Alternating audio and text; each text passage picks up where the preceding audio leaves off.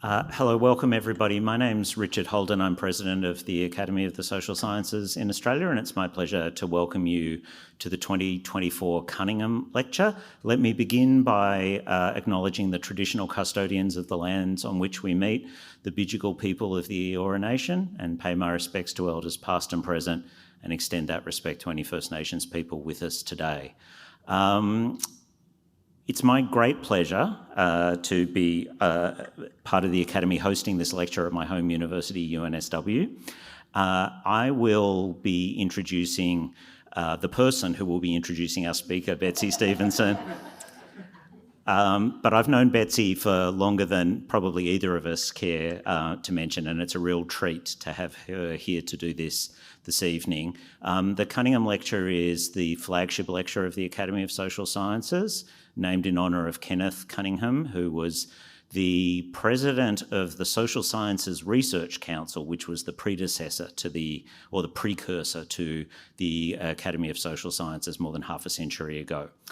The person I'm very fortunate to get to introduce is my dean, Professor Frederick Ansell. Frederick came to UNSW around 4 years ago after holding senior positions at, among other places, King's College, London and Ghent University. In addition to being a distinguished administrator, he's also a terrific scholar of organisational psychology and related matters. And in addition to many other honours too numerous to go into, he is an elected fellow of our Academy, the Academy of Social Sciences. So without further ado, I'll pass you over to Frederick.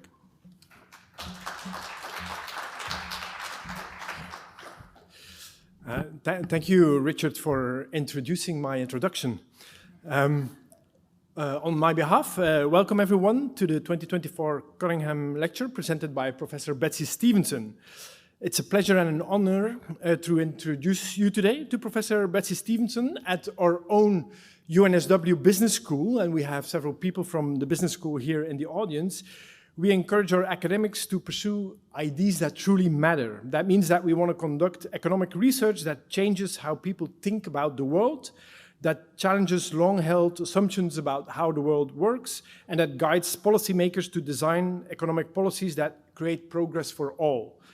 And considering that ambition, Professor Betsey Stevenson is a role model for all of us at UNSW. This is what we're trying to achieve, the type of work you're doing and that you're going to talk about today.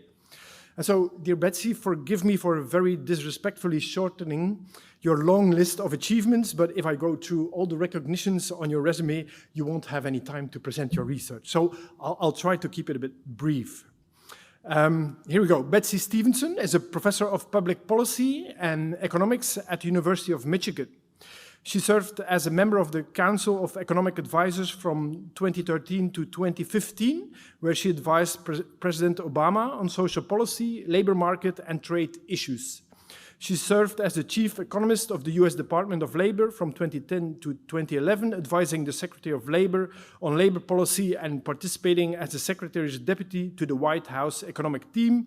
And she has held previous positions at Princeton University and the University of Pennsylvania's Wharton School.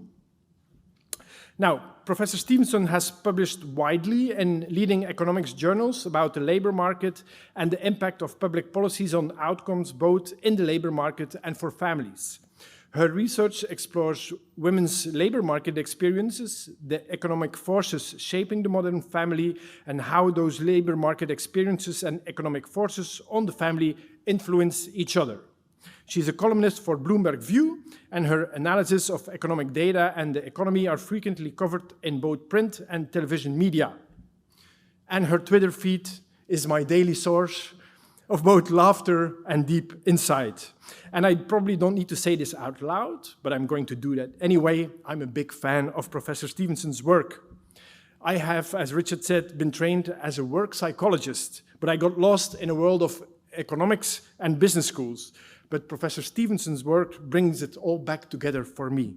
So I'm really excited. A lecture by Professor Stevenson is, for me, what a Taylor Swift concert is for most people, although the audience are a bit different in size. And while we're only April, this evening is probably going to be the highlight of my year, and I hope you get all as much enjoyment from these lectures as I will surely get from it. Can I introduce you to Professor Betsey Stevenson? Welcome.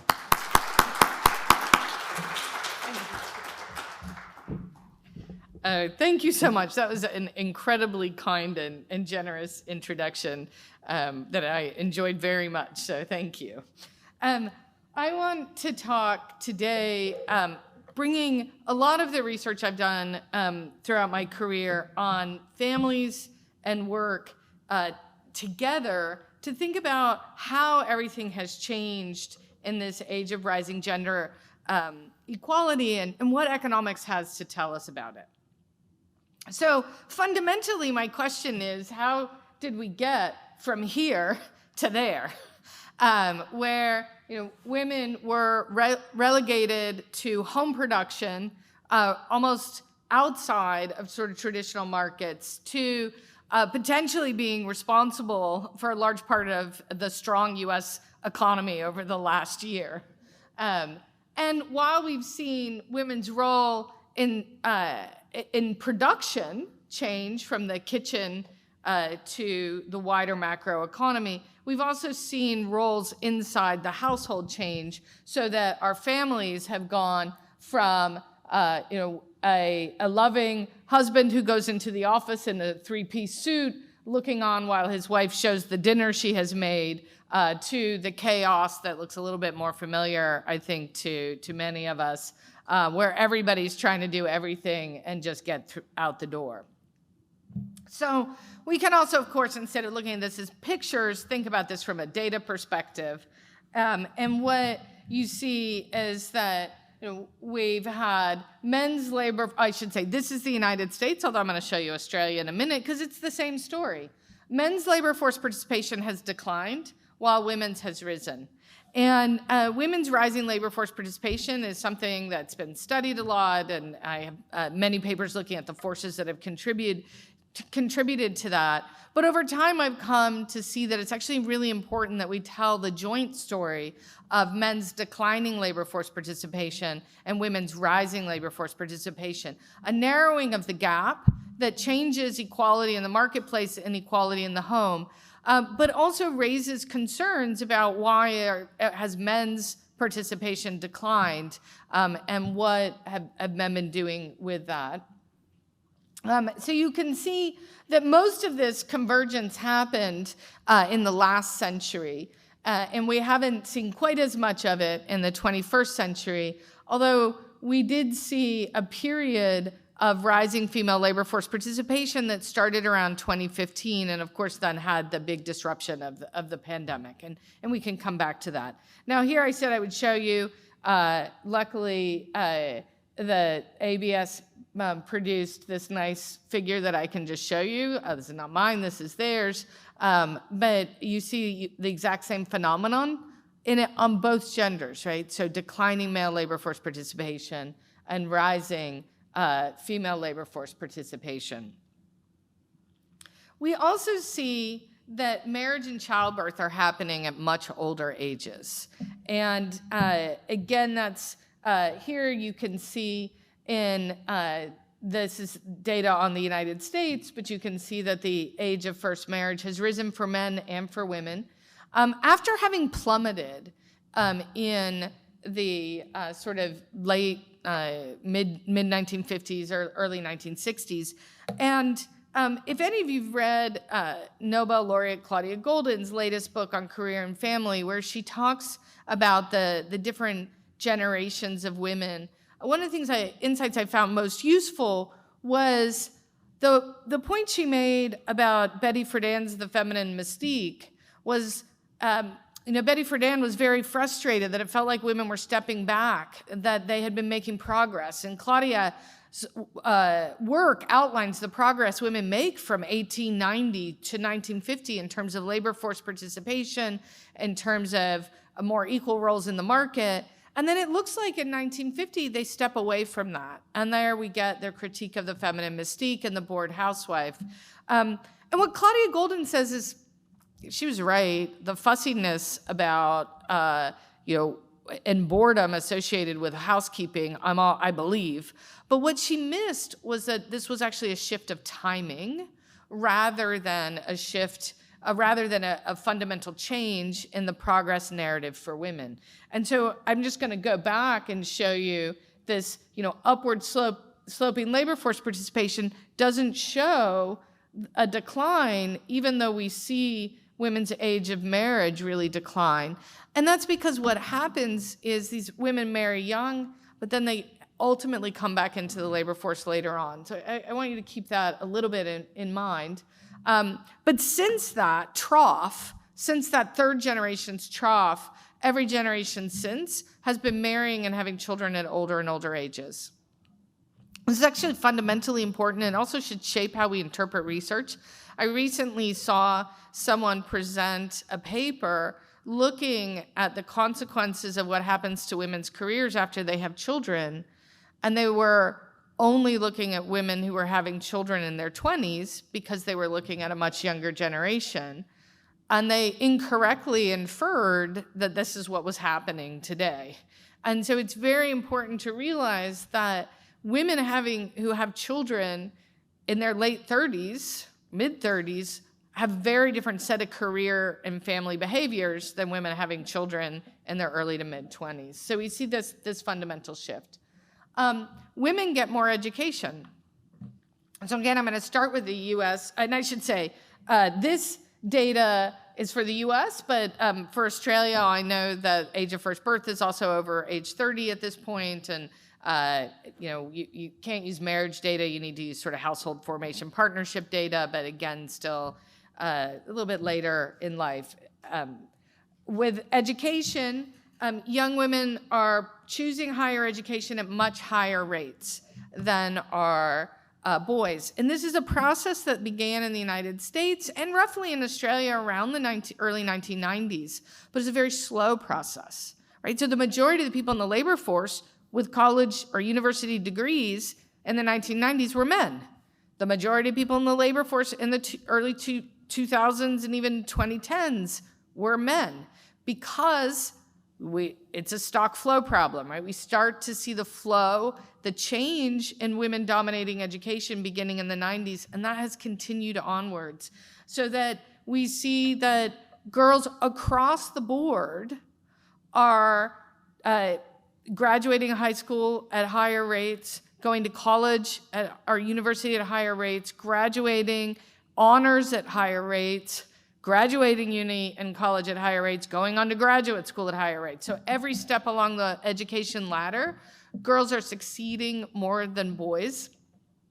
And this is we're starting to have some people wrap their head around this being a problem for boys. So I think it is a problem for boys.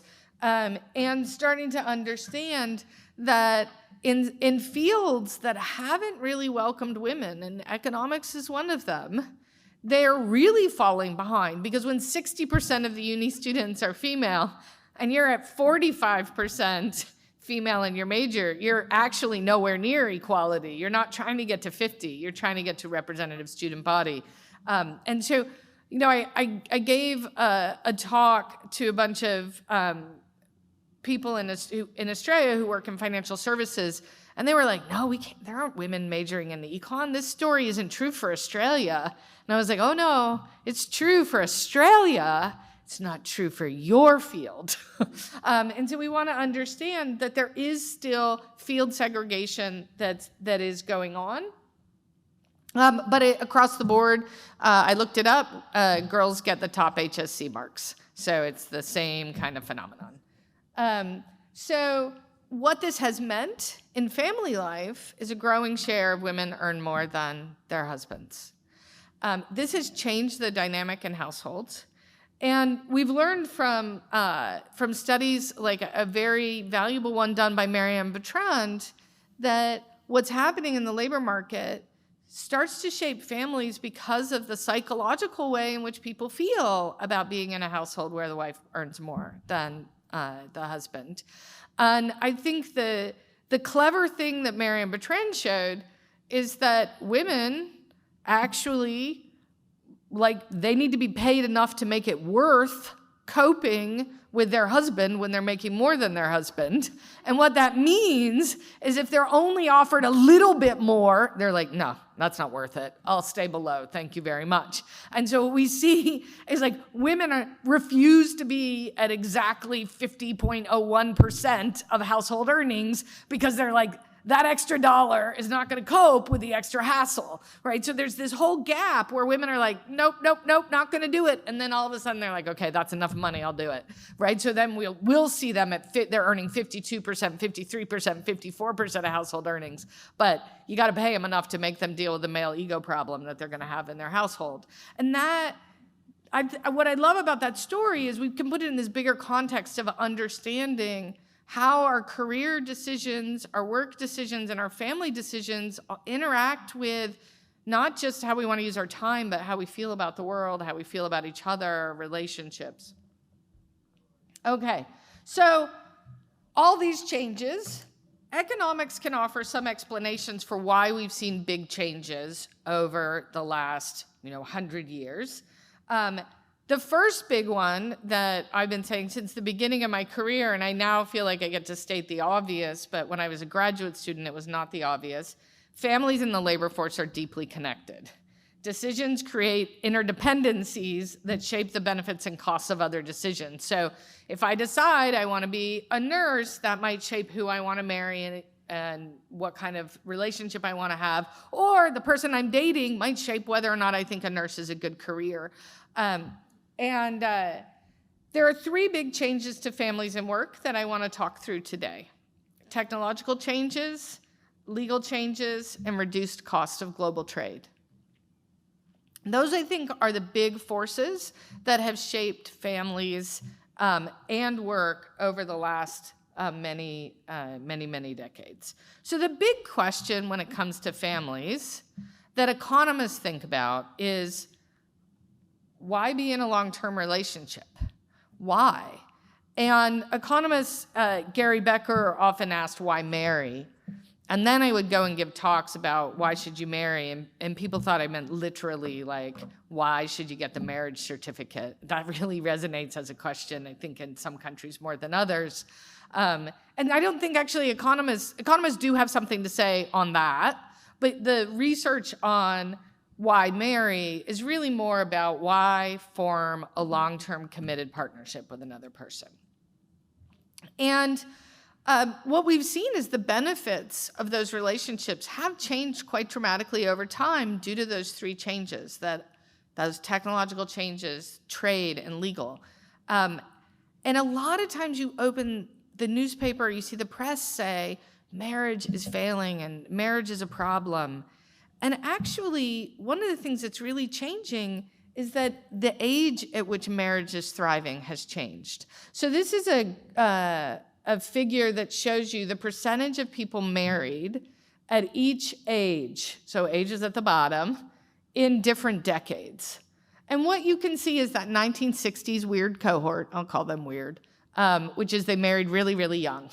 And you see that big yellow hump. So more of them were married in their 20s than any other cohort that came before them or after them. It was different. And so you can see how a geopolitical environment, that post-war baby boom, actually shapes people's decision-making. And then you can see something really interesting, which is 1980 and 1880 look very, very similar. So, we had these sort of patterns of marrying where we're sort of all trying to get mostly married in the 30s, in our 30s, so a large share, 80% of people are married by age 30, and that sort of stays the same way until 1950. And then you see the series of red lines where the 2000s, 2010, 2020, they all look kind of similar to each other and very different from any other time in our past. A lot of people like to focus on the fact that people in their 20s are less likely to be married. People even in their 30s are less likely to be married. I'm an optimist. Look at how likely people are to be married in their 70s and 80s. It's a great time for old marriages, being old and being in a marriage. And that might tell us something about how the benefits of marriages have shifted in a way, and I'll get to my punchline that you'll see as we go through the whole talk, which is that marriage has shifted to something which really benefits companionship rather than the sort of Gary Becker model of each of us doing our own area of specialization. And so if you have marriages based on companionship, well, you want to be married in your 70s and 80s. It's a great time for companionship. So let's think about these benefits of being a couple. We can put them into three categories. Production complementarities. This is the Gary Becker model. Through specialization, households can produce more together than singles produce apart, right? This was Gary Becker's huge insight, that the whole reason we line up 2 by 2 and form relationships with other people is we're like little factories, and as little factories, we'll do a much better job if I do what I'm good at and my spouse does what he's good at. And then Gary Becker's like, it doesn't have to be the woman stays home and the husband's in the market. It just happens to be the case that seems to be where comparative advantage lands. And one of the things that you can see is it doesn't take much comparative advantage, like the fact that women birth the babies, to end up in a world in which men have a comparative advantage of being in the market, women have a comparative advantage of being at home. If you're marrying for production complementarities and you think that specialization is really the best line of demarcation for specialization, is the idea that one person's in the market and the other person isn't. But of course, specialization and production complementarities don't have to be quite market versus non-market, but they do mean that you want somebody who has a different set of skills than you have. If you're really good at cooking, why would you want to marry someone who's good at cooking if you're all about producing more as a household, right? You want to maybe marry somebody who's really good at washing up, or you want to marry somebody who's a really good travel planner, or has some other set of skills that are useful. So it's the idea that opposites attract. Now, another benefit of marriage, though, goes in the exact opposite direction. This is the idea of public goods. There are public goods in the household. We can all watch one big TV. We don't need multiple TVs. Now, that only works if we like the same public goods. If I want to put a boxing ring in my basement and you want to put a recording studio in the basement, then we're not going to be sharing public goods very well, right? So if the idea of sharing public goods has to be we have similar interests in what we would want. Do you want to be, in a rural area or an urban area, and that's our house is our shared public good. And then we have consumption complementarities, which is not quite the same thing as sharing public goods. And I should say, children can be thought of as a public good, right? If you think that one person's love or pleasure in their children doesn't crowd out the other person's. Now, consumption complementarities are kind of related to the idea of public goods, but not quite the same. This is not, when I think about public goods, think about two roommates who barely know each other, and you're going to sit next to me and watch this TV show, and I don't really care whether you're there or not, but it doesn't hurt me, so we can share the public good. Consumption complementarities are, no, actually, it was more fun. I went to a play last night in Kirribilli, and it's more fun going to the play with someone that we can then talk about it afterwards and think what was good, what was bad, and is Georgie Parker really getting older or not? Things like that, right? Like you're actually discussing the play. And then it comes from the pleasure of consuming together. So this idea that marriage is not just about production complementarities, but consumption complementarities is where I've tried to extend Gary Becker's original ideas to think, we want to think about other ways in which we might be motivated to form a marriage. And the reason for that is the puzzle is not why marriage has declined. It's why marriage hasn't declined more, given the absolute decimation of production, the value of production complementarities that has come about because of technology, trade, and legal changes. So this old model of marriage was a specialization, right? So it was based on people with different skills uniting, focusing on their comparative advantage, producing more together, right? What it tells us is this is why it was really advantageous for women to marry young, because they just need to build their homemaking skills because that's where their comparative advantage was going to be. There's no point in them going out and necessarily getting a job. Opposites will attract. And women who invest in market skills will be less likely to marry than women who invest less or have fewer skills. So what this means is that we can think about there's returns to specialization, but this idea of the returns being that sort of old style model where one person is going to be in the labor force, the other one isn't. If you want to be in the labor force, you've just revealed that you don't really want to be married, I think is the way to think about it. If you're a woman, and the men who are more likely to marry are the ones who are quite good in the labor force. And those are exactly the kinds of implications that we saw in the past, was women marrying younger, opposites attracting, and college-educated women were the least likely to marry throughout most of the 21st century. So what are these changes? Technological developments, I bet every single one of you know about the birth control pill. And that did fundamentally change, reproductive technology fundamentally changed the return to investing in skills, market-based skills for women, because they knew that they had more control over their fertility and they weren't at risk of stranding an investment that maybe they wouldn't be able to complete a degree, they wouldn't be able to use a degree. So we have technological change coming from birth control, but we also have really a revolution in what I call unskilled biased technological change in the home. Otherwise known as any idiot can load a modern dishwasher. No matter what somebody says, like it's gotta be this way or that way. No, the dishwashers are designed to be able to clean the darn dishes, even if they're loaded in many different ways. And the washing machines are designed to be able to deal with people who don't really know how to sort their clothes. You just put everything on cold, right?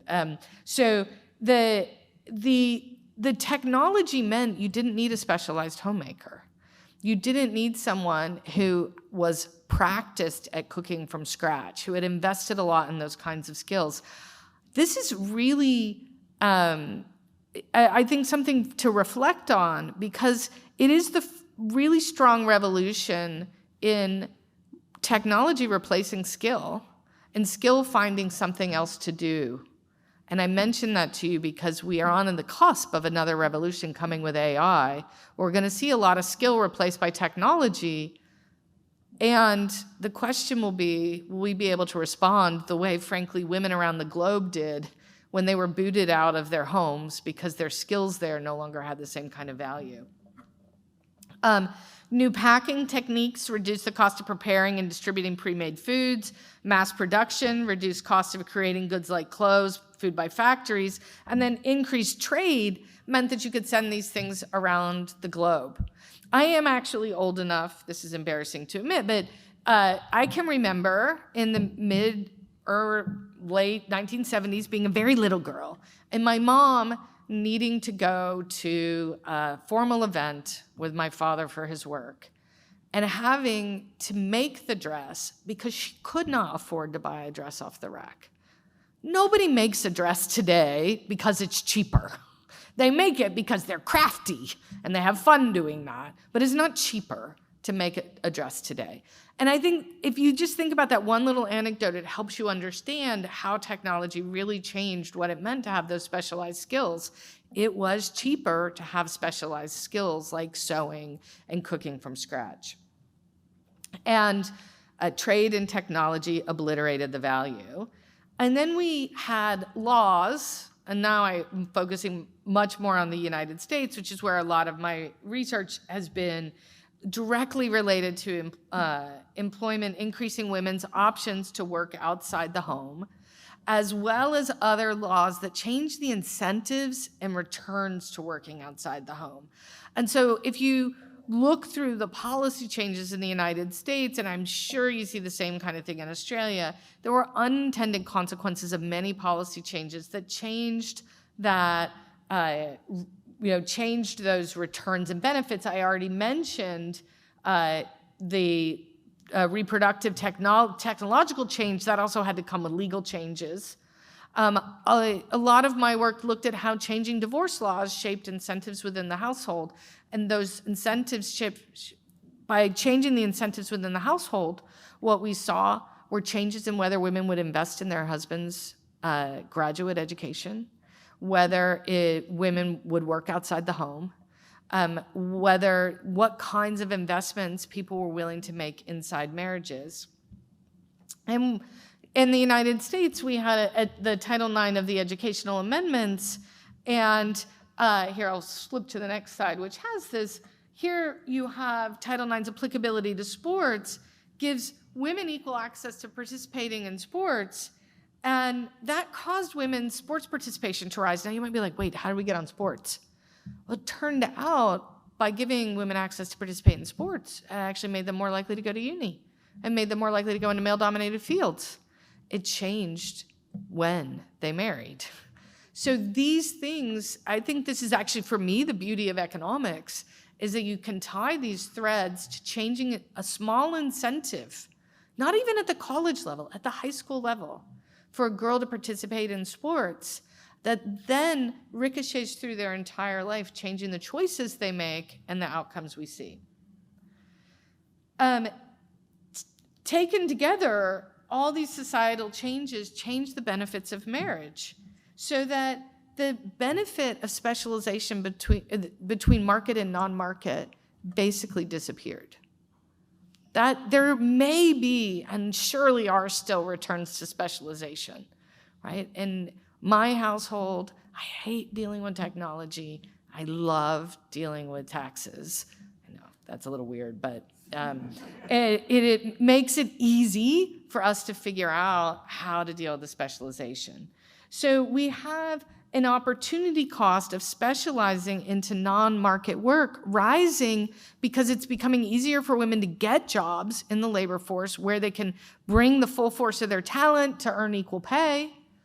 And at the same time, then the benefits of staying home are going down. So the benefits of being out are going up. The benefits of being in are going down. We're not surprised to see women doing less work in the home and more work in the market, even those with very young children, and a decline in marriage. But the decline in marriage could have been much, much bigger. It could have been, because if we look at marriages if we looked at marriages today and only expected the ones to be thriving that were production-based marriages, we'd have much fewer marriages. So what we've seen instead is a shift away from production-based marriages to consumption-based marriages. So that increases the benefits of shared public goods within a marriage, increase in consumption complementarities within marriage, increase in marriages of equal partners, specialization becomes more narrow or non-existent. So what does this mean? Well, this gives us a new model of marriage where the benefits of marriage come from people with shared interests and life goals. This is a very, very big change because now it says, oh, I'm not marrying so that I can focus on all the skills of the house while you go out and focus on being skilled in the marketplace, and opposites should attract. We may not even socialize together. We may have a dinner party where you go off into one room with your guy friends and I hang out in another room. Instead, we start to see marriages where people have shared interests, where they like to go to the theater together or play tennis together or play football together, and where they like doing things with their kids. And you can start to see this in the patterns of the way marriage has changed. So here you can see, the marriage of equals where people are like trying to do it all together. But you also see the rise of same-sex marriage. And same-sex marriage is rising, and social acceptance of this is rising because we're no longer looking for people playing very different gender roles within the household. And if you're no longer looking for people playing very different gender roles within the household, then it becomes easier for you to wrap your head around something that seems very different to you, which is people of the same gender marrying. But those relationships look very similar to heterosexual marriages today, because the same idea is that we want to be in partnerships with people with shared interests and shared life goals. We don't need to appear different because we don't need to be different. So what are the empirical implications? The empirical implication is that marriage should become more common with people who can afford more leisure time and public goods. And this policymakers often invert and get wrong. They think marriage will make you financially stable, when it's actually financial stability makes it easier to be married. And that's because the benefit of marriage is coming from not being in the shared struggle together in trying to, combine your talents to produce more, but it's coming from combining your resources to enjoy more. And if your resources are really thin, then there's less of that than if your resources are bigger. And this comes back to the point I made earlier about why we see people divorcing all the time in their 50s and 60s. Why is it a heyday for marriage at age 70, at age 75, at 80? Through some of that is health improvements, and that we don't have as many men dropping dead of heart attacks. But some of it comes from people marrying and entering relationships later in life because of a different model of what a marriage is about. It's about that companionship. We should see people increasingly marrying people with whom they share common interests. And so here, what we see in the time use data is big arguments among economists about what is work and what is leisure and how to count it, because what we're seeing is both parents go to a soccer game. Are both parents really necessary at the soccer game to parent? Or is that a little bit of leisure? Or is that just shared interests?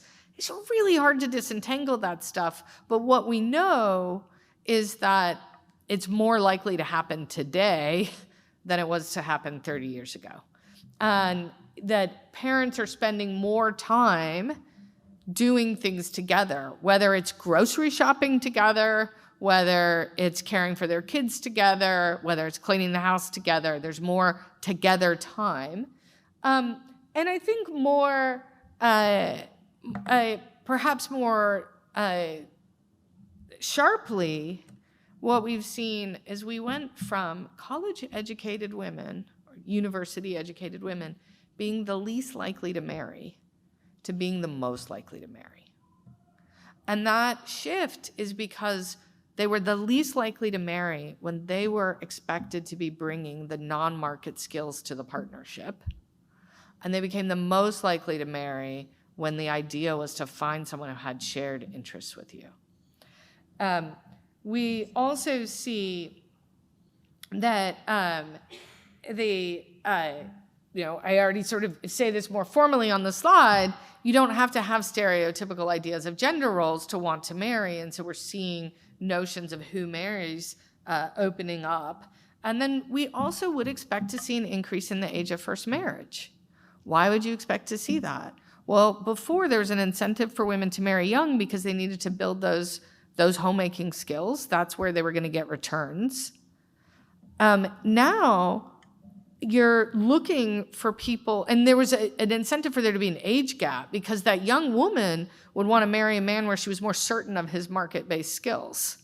Well, now we have less of that, and what we have is people who want a little bit more certainty about how they want to live their life before they form a relationship with somebody for whom the main benefit's going to be living a life of shared companionship.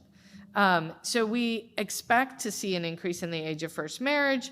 We also expect to see couples spending more time together, all of which are things we see. We see them spending more time together at work, play, et cetera, and that more leisure time with their children.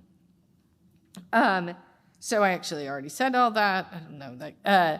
And you can start to see this in the data. And so I want to pivot a little bit to talking about dads, because I've been trying to think a lot about dads in my work since the pandemic, basically.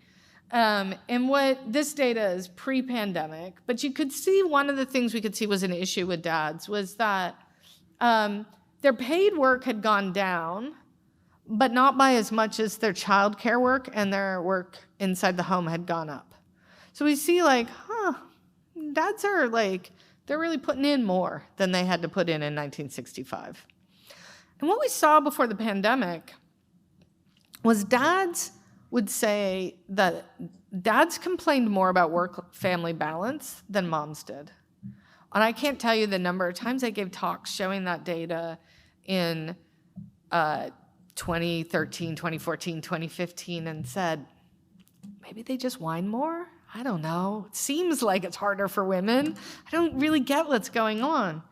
But it actually turned out the pandemic really revealed something to us, because if you look at the data on satisfaction with time with your kids during the pandemic when everything shut down, at least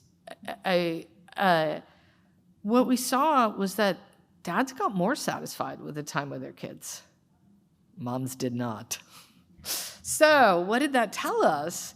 It said that moms didn't face quite the same tension of work-family because they were just saying no to the work and going home and getting time with the kids. And they didn't like this, but the dads were saying yes to the work and they weren't seeing their kids. And they didn't like that either. And so with the pandemic, when we saw dads spending more time at home with their kids, they liked that. And one of the things that I did a survey coming out of the pandemic and wrote a piece for the Brookings Institute in the US on how both fathers and mothers made changes because of their caregiving responsibilities. So even though the press focused on what this all meant for moms, it actually turned out that moms were more likely to reduce their work or quit their job. So that was true. But what we were missing was that dads were more likely to decline a promotion.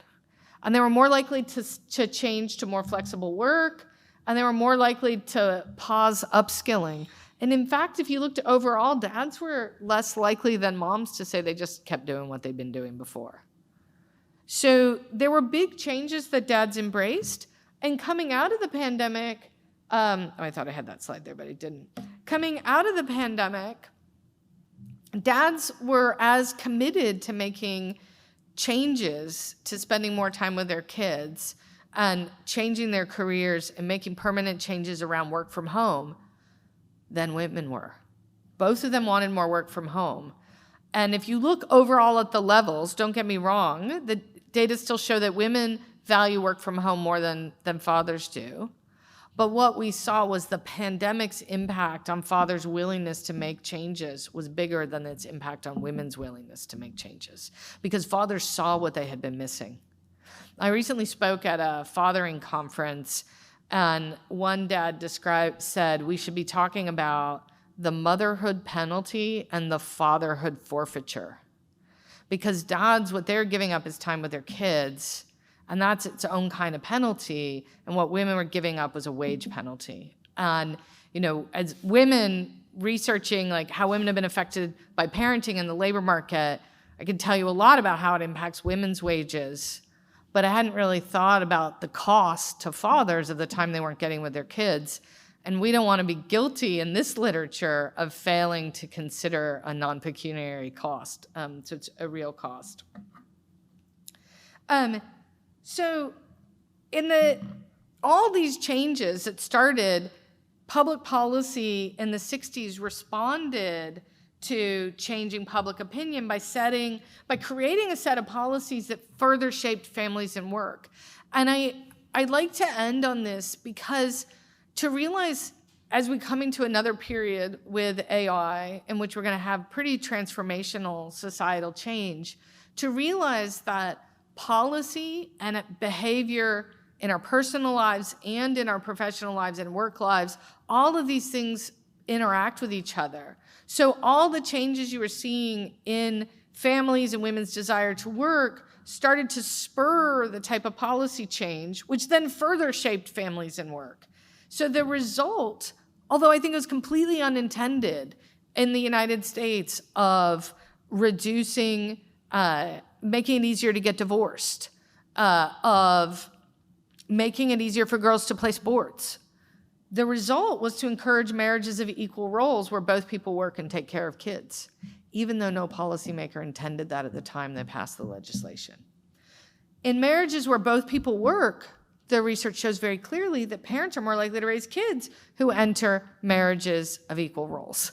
So you foster a relationship that's got more equality, which raises a kid that believes more in equality, which goes into a marriage with more equality. This is why change takes time and occurs over many generations, but the way the ball gets rolling. What we saw in the pandemic was today's families are struggling with workplace norms and public policies around work that were shaped and written during a time in which marriages were about production complementarities. One person worked, the other person took care of everything else. And so we saw that real battle during the pandemic. And a lot of people thought this could push women back decades. But what they didn't understand was you could push a bunch of women out of the workforce, but when you're 40 years old and you've been working for 18 years and you have a 3-year-old, actually it's gonna take more than a pandemic to get you to revisit your entire life idea, right? And that's why it's very fundamentally different than if this had been, not the 2020 pandemic, but say the 1960 pandemic. If we had pushed a bunch of 20-something women out of the workforce with young kids, they may not have come back for a generation. But now we are dealing with just a very, very different workplace. But we have still this struggle of how workplaces are designed. And of course, in the United States, still the only country in the world where you can't take a paid day off for anything, nothing. I would say if you look at what President Biden and everything he's been able to push through on a progressive agenda, he couldn't get a single paid day off for people on a progressive agenda. And that tells you how sticky that issue is. And I thought about whether to raise this in Australia, because of course you don't have this problem, but you do have still have that same problem of thinking about the way people view paid time off and paid leave and childcare. And I think that the way it shapes the market, like the fact that women whose husbands have access to paternity leave are less likely to leave the labor force, is as true here in Australia as it is elsewhere and in the United States. So in conclusion, today's marriages thrive when couples have the time and money to enjoy shared interests. Equality in the workplace and equality in the home is a joint venture that we are going down together. And policy can impact marriage and work in very unexpected ways. So with more technological change on the horizon, remember that it's all intertwined. Thank you.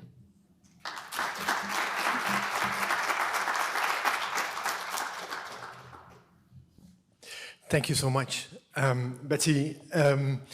You certainly did not disappoint in tackling long-held assumptions and showing that not everything is what it seems, right?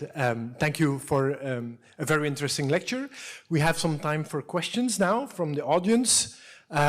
Richard has kindly promised to run around the room and give people a microphone who wants to ask a question. So I'm looking around the room for anyone who has questions or comments. Hey, Betsey, can you speculate on the AI?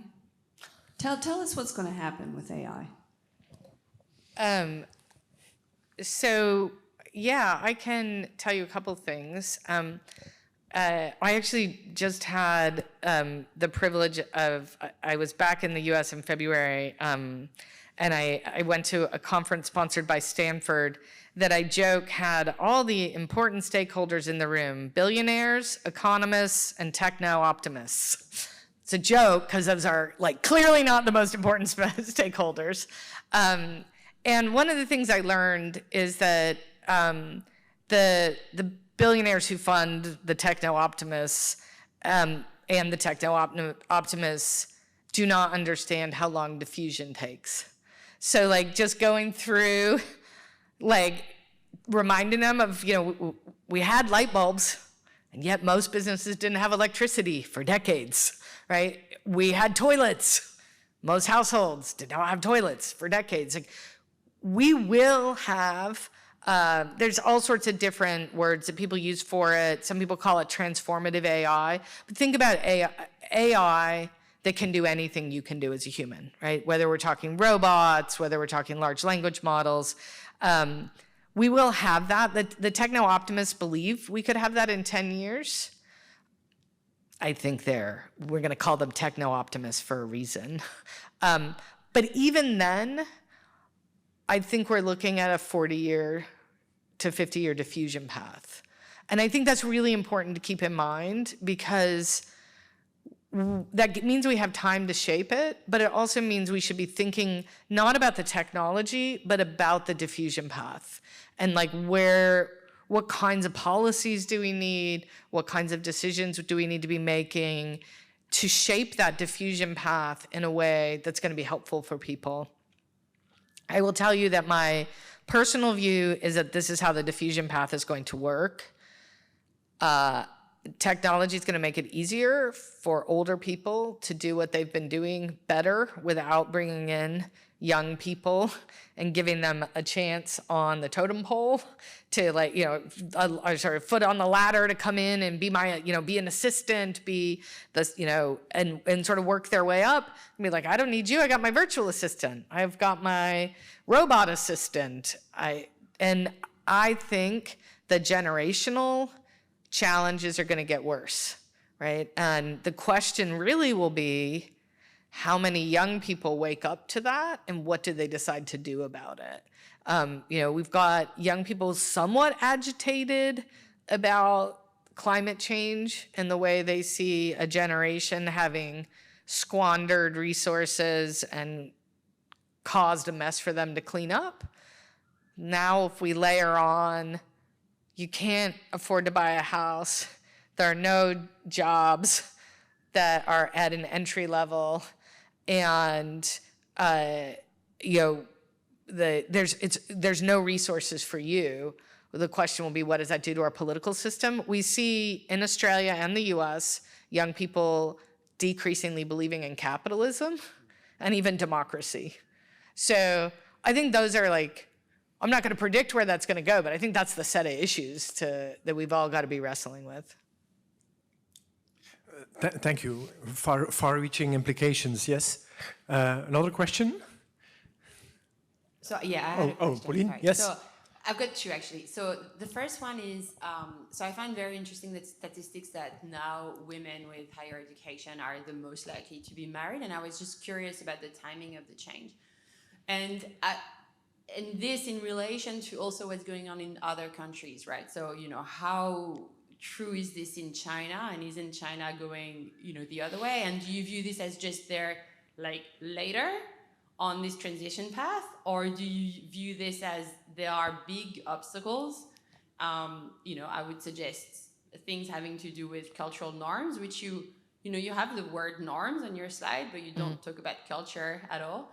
And so, my question is, how universal these patterns are, and if they're not, do you think it's just a catch-up story, or is there something deeper about this? It's a great question. So I think there's a difference between advanced economies and not advanced economies. And then I think that there are different cultural things that do shape that. I think cultures that have tried to punish moms for working have seen their marriage rates fall off more in advanced economies.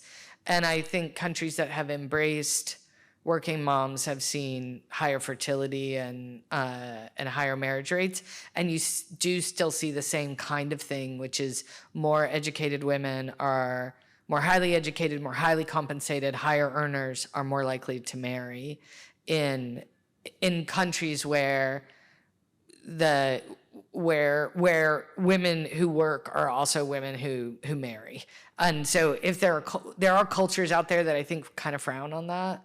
And I haven't studied every country's data, but I do think I have seen across across Europe more broadly, we see similar patterns. Across Australia, we see similar patterns. I wouldn't say China, and I don't know China very well. Japan is a real problem, and what you see there is like they've done a pretty good job getting women to the workforce, and now like men and women aren't even dating. They just like become a neutered society. I mean, I don't know how else to describe it. Like, it's a very unusual pattern where I've been to Japan and I've talked to them about women in the workforce, and then I start talking to them about dating, and the women are like, I don't know why I would do that. And like the guys are like, they're doing their own sort of thing, and they've just sort of moved in these like very different directions. And I think that there are important lessons there for other cultures that I haven't spent enough time thinking about. But if you look at the problem with relationships, particularly for less educated men in the United States, men and women in the United States, I think there are some lessons from what's going on in Japan. You know, just boys moving into these like just very siloed social circles in which they don't know how to communicate with or bond with women, and that causes some problems. And so, yes, we're seeing differences across countries. I think we should learn more from those differences. The general pattern that the benefits of production complementarities has declined, I think we see across developed countries. In less developed countries where you're still trying to figure out how to get clean water and light the stove, and I think it's just a very different story. Hi Betsy, Silvia Griselda from E61. I was wondering whether the same pattern is true across the socioeconomics, different socioeconomic status. And I'm asking because my impression is that low socioeconomic status still marry because of like the advantage of specialization, even if the return has decreased, and while higher socioeconomic status do marry for the advantage of staying with a person that they like, but also like almost like complementarity and spillover, externality in human capital. And I was wondering whether this is another way to boost inequality in the society. I'm really glad you asked that question, because there's a couple things that I have looked at that I think are really important to bring up. In the United States, there's more inequality among children than there is among adults. And we often miss how much inequality there is among children, because what we're not realizing is that a college-educated woman is married to a college-educated man and has her first child at age 34, and they're both earning pretty good wages because they've been in the labor market now for 10 years, and one of them might have an advanced, even without advanced degrees, right? But they've been in the labor market for 10 years, so they're up the age-wage profile. They have college degrees, so they're also higher earning. And for a long time, what we saw was the high school dropout had their kid at 18, and they weren't married, and they weren't up the age-wage profile. So all those forces meant the kid in the less privileged household grew up with a lot less. Whereas I was born, now I tell you my age, I was born in 71, and my mom was 21 and had a college degree, and my dad had a college degree, and like everybody had their babies in their early 20s. So you had two people with a college degree. They still didn't have any work because they were 21. My dad was finishing his senior year, right? Somebody who dropped out of high school, they had their kid at 21. They may have even been richer because they'd been working for 3 years in, hospitality. You didn't have as much inequality among kids because of that. And I think when we're designing programs for kids, we really have to take that into account. The other thing you asked about was, are the marriages at the bottom happening for production complementarity still? I do think yes. In fact, I've analyzed survey data where I've seen like the reason for marrying is much more likely to be like financial benefits at the bottom end. They're also substantially more likely to divorce. Substantially more. And is that because of the reason for marrying? Because they tend to marry younger? because they had their kids before they married. I don't think anybody's done a really good job of figuring out how those three forces each contribute to their higher divorce rates. But, you know, I spent a lot of time on divorce data in my career, and I would always have people call me and be like, okay, 50% of people get divorced, but I'm thinking about divorcing my husband, and my kid would be the only kid in the 4th grade class that would be from a divorced family. So why aren't half the kids from divorced families? I'm so confused. And I'm like, because you're a college-educated journalist, and people like you don't divorce. So go to couples counseling and figure it out. Like, in that, it really is very fundamentally different. If you were to go into an inner city classroom with low-income kids, more than half would be from parents who weren't together. So it is very, very different by education. And I think it's still changing. So if you looked at like my earlier papers on this, it was about them marrying for production complementarities, and still marrying young and then being more likely to get divorced. What I'm seeing now is like they're not partnering and the guys are kind of lost. And I actually just wrote a column about the guys are like Ken and Barbie. I think Ken is a metaphor for working class men in the United States. He sees male privilege out there, but he can't access it because he doesn't have any skills. And he's angry about that. And he doesn't know how to build a relationship with a woman. And so Barbie won't date him. Oh, that's really sad now. I think we can go on all night, but we need to be cautious. We have time, I think, for 2 more questions. Richard? I'll be briefer. Yeah. So I have 2, so pick one as you like. My first question is, do the patterns and implications you presented apply also to live-in relationships? And my second question is that you talked about technology, and more specifically, I'm thinking about remote and hybrid work, and if you can talk about how that might impact marriage and live-in relationships. In the US, analyzing live-in relationships doesn't change anything because there's so few of them. It totally changes how you'd think about things in Australia.